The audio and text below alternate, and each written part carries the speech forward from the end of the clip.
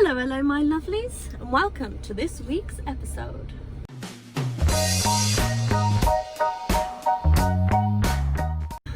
So, I know you guys like a story. I was on my way to the gym after having a video this morning with Justin and then a couple of business meetings. I was on my way to the gym and my mate said, my car's parked up, why don't you do a video in it? And the reason I wanted to do a video in this car, because it's something that I wouldn't normally go for. It's a Jeep Wrangler. Kahn preparation done to it, in and out. The inside is absolutely beautiful. As you can see, the detail on the seat. It feels very luxurious. When you open the door, you get the smell of the leather. I mean, this one smells a bit of like men's aftershave because he overdoes it a little bit. You know, he's a bit of a ladies' man. But apart from that, the car itself is beautiful. It's leather everywhere. Details are amazing. Have a look at the outside of the car, and it's got this gorgeous, like, kind of matte satiny finish to it. She's wide and she's chunky and she's looking cool. And the Jeep Wranglers, I've always looked at them and thought, wow, that's really cool. I've driven a few of them over the years. Is it the Rubicon, I think it's called? And then there was a Lara Croft, like a Tomb Raider edition. Driven those. I mean, it's what you expect, I guess, from that type of car. You know, they're heavy and clunky. I did expect this one to be more like a G-Wagon when I got in it, and I've only just driven around the corner. You can feel that it is still a proper off-roading car. You know, you get in a lot of 4x4s nowadays and it's like, if I take this off-road, it's gonna fall apart. You don't get that feel with the G-Wagon, you don't get it with this. Now obviously the Jeep is a lot more economically available than the G-Wagon. The G-Wagons, even if you go with older ones, are still crazy expensive.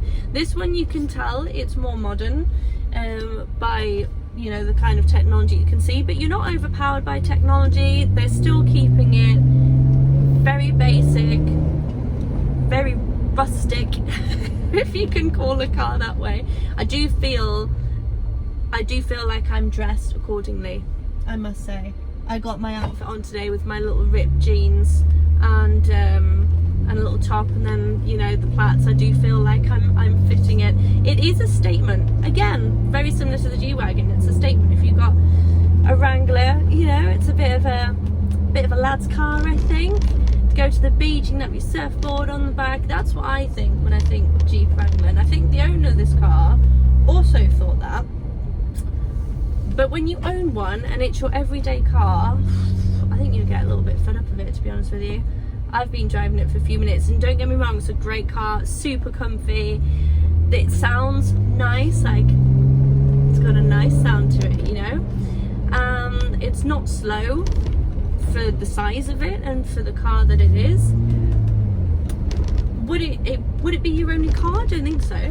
I don't think it would. You'd always need something more user friendly, because it isn't the most comfortable ride. I couldn't imagine going this on the motorway. I guess it's more like the Suzuki Jimny. More like the Suzuki Jimny that Fezza had. You know, he really liked that car, he enjoyed it, but it wasn't working for him as an everyday car, and I don't think this would either. On the motorway, I think it'd probably be a little bit rattly, but for around town, to have it like we have here in Marbella, you know, that you just pop in for lunch and you're on the beach, and for that kind of lifestyle, this car is super cool, especially if you don't have kids and you don't need, you know, space and whatnot, because it is only a 2-door. But all in all, I'm having so much fun with this car, especially this one because it looks really beefy, you know. And like I said, I'm in love with the interior. The interior is so pretty. So all in all, a lot of fun.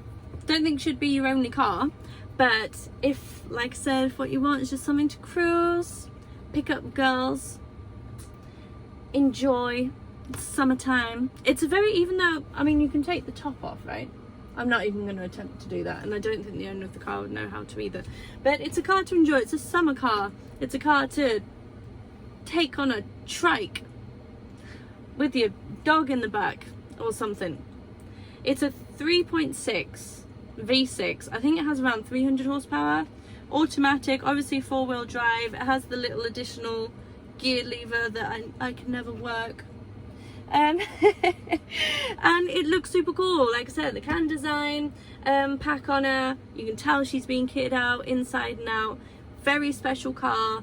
You can get them for around 45,000 euros, like this particular one, if it was on Spanish plates.